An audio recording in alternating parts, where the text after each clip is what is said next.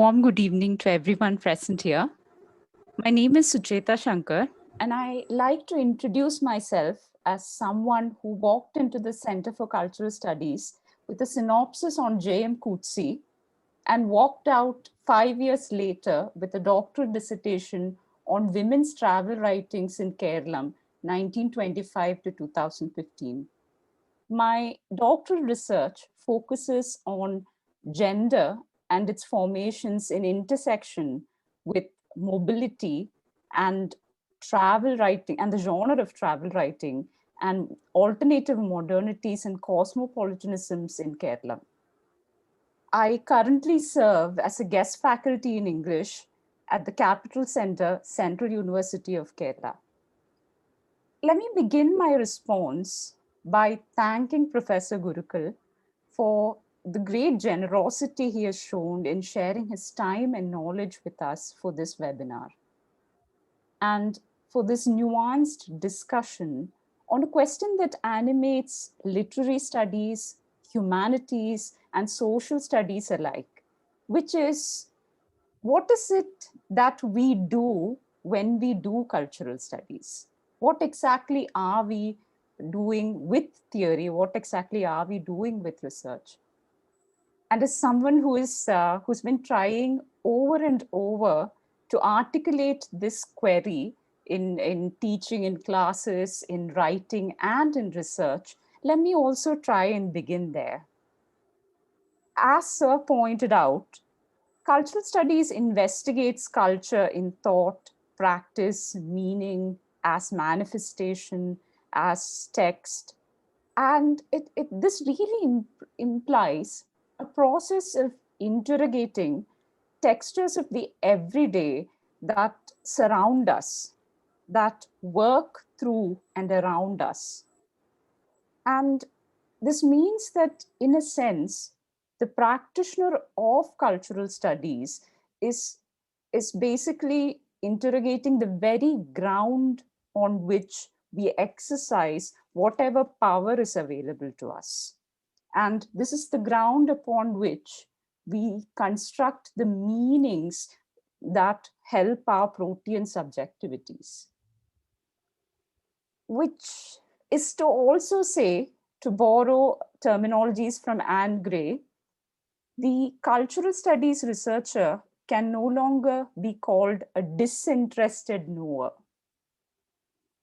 not the wielder of a microscope looking at an amoeba in petri dishes, not a colonial explorer going through various terra incognitas, looking at an exotic food habit.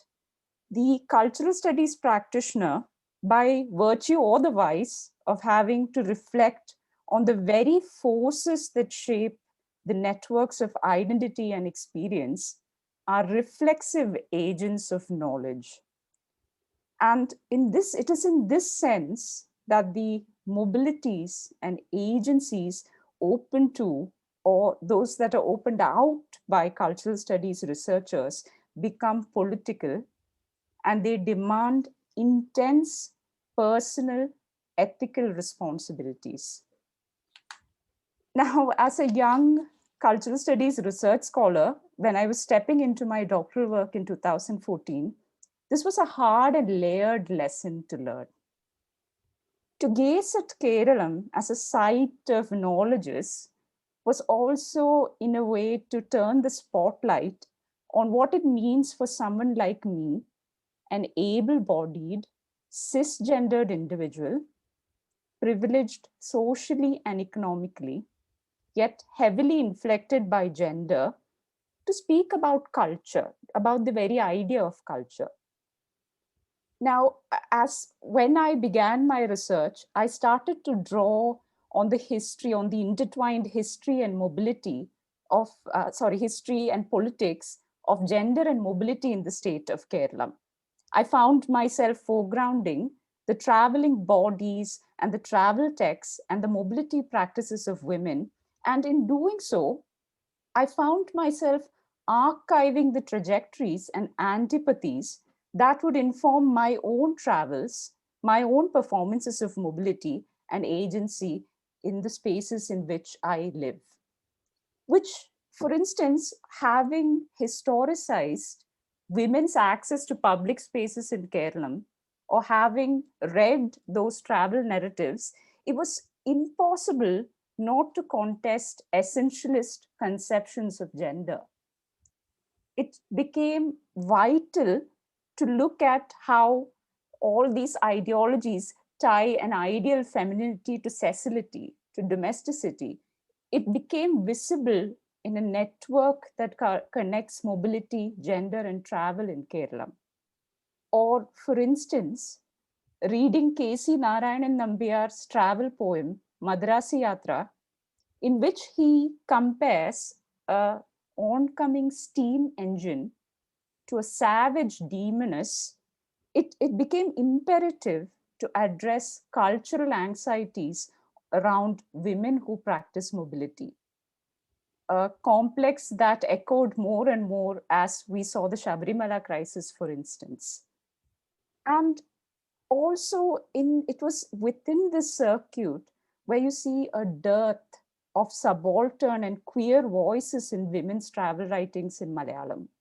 When you look at its classed nature, when you see how it privileges certain kinds of mobilities, it becomes impossible to accept the notion that mobility and travel are ciphers for gendered empowerment.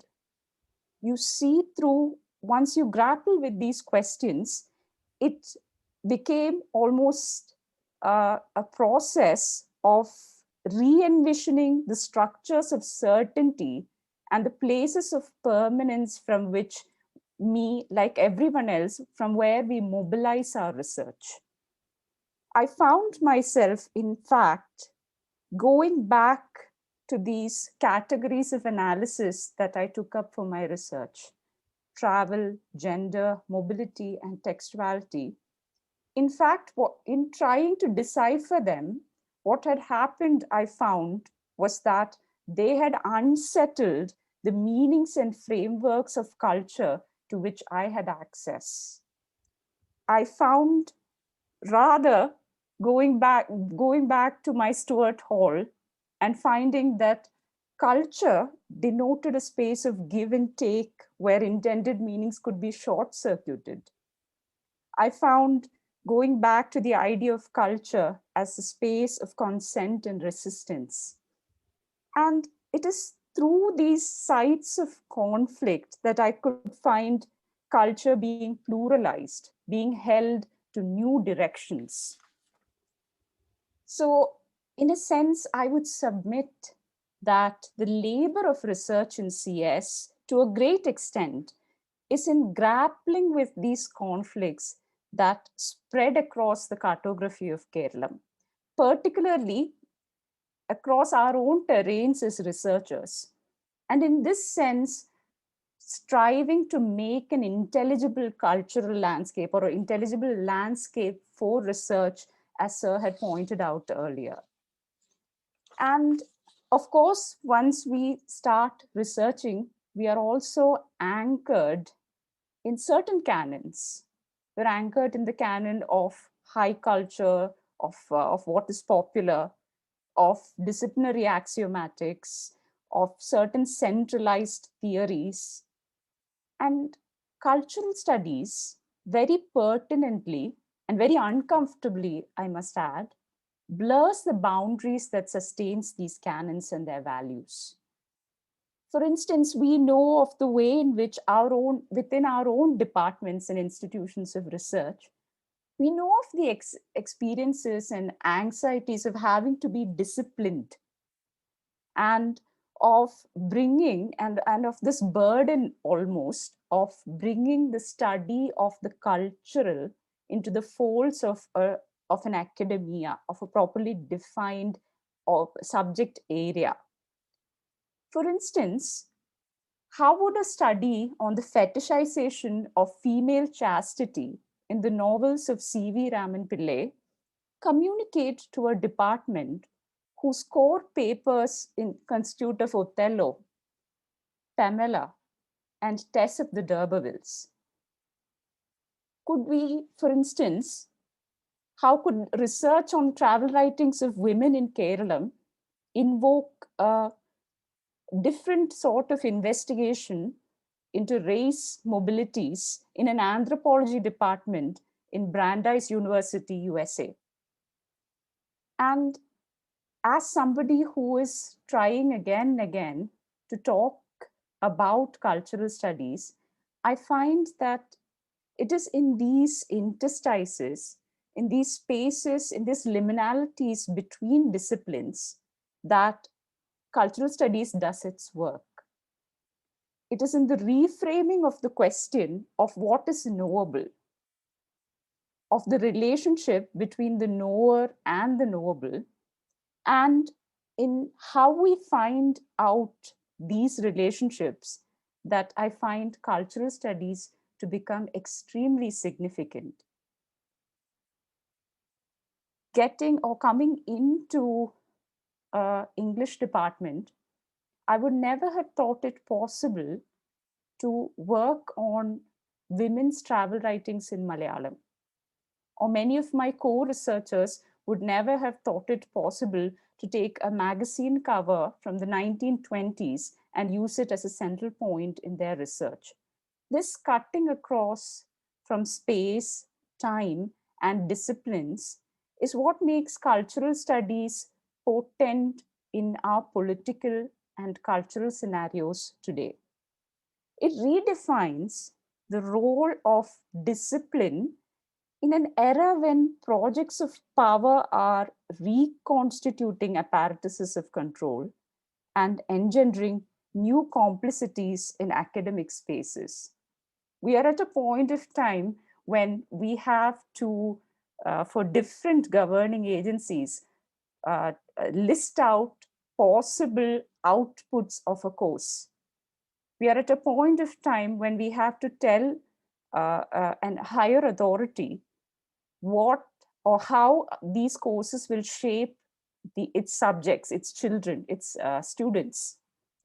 And here, the joy or the politics of working in research and cultural studies, which is to work with a great deal of uncertainty and to produce answers that are bad or soon to be proven wrong, that becomes a political act. And since cultural studies does not allow its practitioners the recourse or the luxury of embroidering their work in a coat of stable disciplinarity or academic canons, let me wind up by quoting W.B. Yeats. There is more enterprise in walking naked. I would like to wind up